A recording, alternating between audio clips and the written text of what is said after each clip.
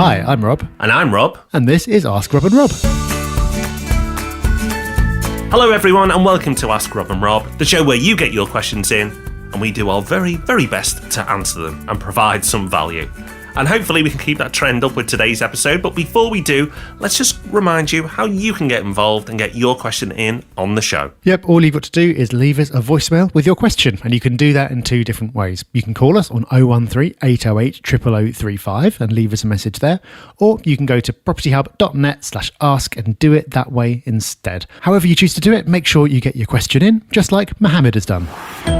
Hi, Rob and Rob. This is Mohammad Ali here. I'm a long-time listener of your podcasts.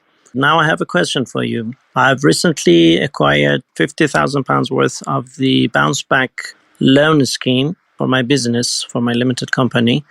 And I was wondering if it's allowed to use this as a deposit for the purchase of a buy-to-let property through my limited company. Thank you so much. Thank you for the question, Mohammad. And it's an interesting one because it's something that there's been a lot of uncertainty around. I think we touched on this in one of our market update podcasts a while back, but there's been more chatter about it since then and lots of confusion about whether you can legitimately put down a bounce back loan as a deposit on a property.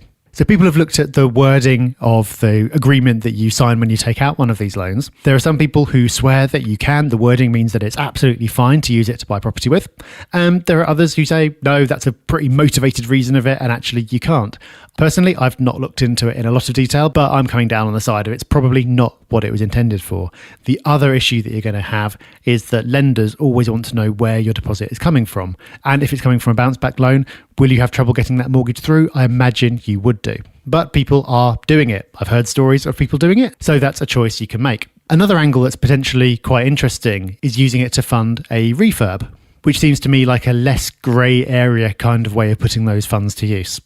So not an absolute cut and dried answer for you there, Mohammad, but hopefully that gives you a couple of bits to think about to help you decide how you're going to put those funds to work for you. Well, Rob, that's quite a difficult question you've had there. Let's see if the second question is difficult. I'll take it. Whatever comes at me, it's on me. Hi, Rob and Rob. It's Harry from Bristol, just calling to ask a question. Is 70,000 too cheap for a property in Liverpool? If so, what is your lowest figure and why? Thanks for everything you do on the podcast and look forward to hearing this in due course. Thank you. Oh, question on Liverpool. How convenient. All right, I'll do this one. I'll struggle through. First of all, thank you, Harry, for your question. 70,000, is it too cheap? Well, yes and no and maybe. And the reason why I can't give you an exact answer is going to come down to what do you want? What do you want to achieve? If you're looking at just yield, and that's all you're concerned about, and any capital growth is a bonus to you, but it is very secondary to the primary need of a strong yield, then no. You know what? 70,000 or less in Liverpool could get you a very attractive yield. Now, there is no such thing as a perfect property. So as already touched on, the potential downside for going for that type of property is the lack of capital growth. The areas that those properties are in are perfectly fine areas with fine people in them, but they're not areas of the city that people will list as their first place they want to live. And therefore, if they can move out, they often will. So without an active residential market there, the market is driven really by investors. And that means through the good times, you will see capital growth, particularly in a booming market as people chase yields. But what will happen is after a crash, they come down harder. So any gain that is made is often wiped out on the downturn. So if you are going for yield and yield only, consider it. If it's a mix of the both, you want a return and you want capital growth, then look at other areas of the city. And it goes without saying, if you're looking for capital growth and yield is a bonus, then definitely look elsewhere. So that's a very high level guide, Harry, for you and for everyone listening.